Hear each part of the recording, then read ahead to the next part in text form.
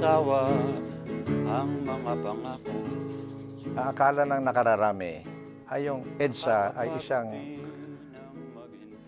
milagro or himala na basta mangyayari na lamang. Pangakong laging napapako, sa pagtitiwala ay pumapatay. Nakakapagod din ang umasa, lalo't ang bituka ay walang laman. Napakailap sa mahirap ang hustisya, lalo't bansa'y hawak lang ng ilan. Nag-people power one, nag-people power two, ang buhay natin di pa rin nagbabago. Nag-people power one, nag-people power two, ngunit hindi pa rin tayo natututo. Wala sa aking kalooban yan, wala sa aking pag-iisip yan. Yung magiging Pangulo, yung mga panahon ng EDSA 1, wala po. Dahil sa noon, overage na ako eh. Wala akong ambisyon noon na maging presidente pa. Pero nung 91, mga June or July siguro yon, nakikita ko na nagkaroon tayo ng ang daming problema. In fact, ito po ang mga sinasabi sa akin ng mga kaibigan ko at mga taga-suporta ko sa Armed Forces. Nung pinaalam ko sa kanila na siguro panahon ng tumakba ko dahil sa baka ako makatulong sa kapakanan ng ating bansa sa dami ng problema natin. Ang sabi naman nila, sir, bakit pa kayo tatakbo? Samsamin mo na lang yan. At anyway, we are with you. Ikaw naman ang Secretary of National Defense. Kunin mo na lang. Huwag ka na dumaan sa eleksyon. Pero ang sabi ko naman sa kanila, hoy mga bata, ito ang tamang gawain. Pumasok tayo sa tamang proseso, yung proseso na legal, ayon sa saligang batas. And that means you participate as a civilian in the electoral process. Merong kasabihan na we must perform as we pray and we must pray as we perform. Alam po ninyo, ang tingin ko doon sa EDSA 1 at EDSA 2, ayan ay isang continuing revolution. Nag-people power one, nag-people power two. Kasi ang pananaw ng nakararami sa atin yung EDSA nga ay isang milagro na dahil sa nangyari yon ay ang susunod ay puro milagro. At hindi na kailangang magtrabaho, hindi na kailangang magbago, hindi na kailangang magsikap, hindi na kailangang gumawa. Ang mga mamamayan, hindi naman ganun yan eh. Ika nga ng isang well-known author ng EDSA history, ang conclusion niya walang himala, sabi niya. Yon ang katotohanan. Parang miraculous nga yung mga pangyayaring yon. Ako'y naniniwala na mayroong divine intervention. Ngunit, ang expectation sa atin naman bilang isang sambayan ng Pilipino, yung tayo ay gumawa rin ng ating magandang kinabukasan. Ngunit, dahil nga sa hindi pa natutupad yung mga hangarin na yon, there is still time, there is still hope, there is still a window for future success. So let us not give up.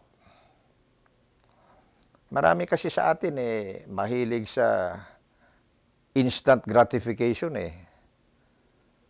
or yung tinatawag, if I may use a more brutal term, instant wealth. That will not happen. Pa rin tayo natututo. Hindi naman ganun ang aking regret, Dahil sa, if you're looking at the whole period, tayo'y umangat. We were able to raise ourselves to a higher level of economic progress and democratic freedom, looking at 86 to 92. 92 to 98, medyo ganun din ang nangyari sa atin in spite of opposition here, opposition there. Ang talagang regret ko ay mula noong 99 hanggang sa EDSA 2, talagang bumaksak tayo. And in spite of the efforts of so many, we really went down in our credit rating, in the value of the peso, in our stock market index, and in the attractiveness of the Philippines as an investment and trade destination. The damage then was so much. I will not say anymore kung bakit gano'n ang nangyari. Ako ay number 12 President of the Philippines according to the history books. Di yung sumunod sa akin, number 13. Yun na nga ang ating swerte o karma. Ewan ko anong tawag natin doon, pero noon tayo talagang bumagsak. Sana naman pinagpatuloy na lamang yung mga gains ba? Kasi continuing revolution ito Imbes di bumalik sa square one, kung pinagpatuloy na lamang yung mga gains and the reforms, sa palagi ko ngayon mataas na ang ating nadating But now, we are starting all over again. Yun ang aking regret. People power one, nag-people power two.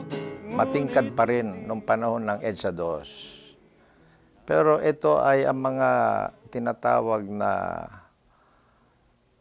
latent, na yan ay hindi aalsa yan or hindi makikita yan, hindi aangat yan kung walang isang malalim o malawak na pangyayari to justify, the uprising or upheaval of the whole country. Hindi dyan yan. Ngunit, ang rason o ang panggagalingan niyang upheaval na yan ay isang magandang hangarin ng ating sambayanan. At yan ay hindi mangyayari dahil lamang sa may mga nagsasabi na nadaya sila sa isang eleksyon. Meron nga magsasabi na nagkaroon tayo ng EDSA 3, pero sabi ko naman wala yun. Kaya dapat tayo magkaroon ng EDSA 4 dahil sa malawak ang pandaraya ng kung ano-ano na hindi magandang pangyayari. Ang sinasabi ko naman, that is not enough to justify a people's uprising of the extent and the nature of EDSA 1 and EDSA 2. Kahit nag-EDSA 3, kahit mag-EDSA 4. Sa aking paniwala walang EDSA 3. Kasi yun ibang-iba yung pangyayaring yun kaysa yung naunang EDSA 1, February 1986 at yung EDSA 2, January 2001. Unang-una, yung EDSA 1 at EDSA 2 ay mga matatagumpay na pangyayari yun. Ayun namang pangyayari nung April 30, May 1st, 2001, dito sa harap ng Malacanang at saka sa may Mendiola. Ay yung mga yun hindi naman nagtagumpay yung mga yun At saka magugulo. Hindi kagaya ng EDSA 1, EDSA 2. Largely non-violent and peaceful. May 1st uprising. Ayun ang tawag ko doon, uprising failed power grab yun by the recently deposed supporters of dating Pangulong Erap Estrada. Kaya naman po siguro huwag natin tawagin EDSA 3 yung failed Labor Day Uprising 2001. Ngunit hindi pa rin tayo natututo. Yung mga kanais-nais, magagandang values, no, na nagbigay ng buhay at inspirasyon sa EDSA 1 at EDSA 2 ay andiyan pa rin sa puso at diwa ng bawat Pilipino. But it will take something really deep and very, very grave to arouse those feelings again. Ako optimistic na magkakaroon tayo ng bagong kinabukasan para sa lahat yan. Hindi lamang para sa mayayaman. Kasama rin yan ang maralita, yung mga mahihirap. Sa loob ng 10 taon. Ngunit, mula ngayon, yung 4 na letra C ang dapat isagawa ng lahat na leader.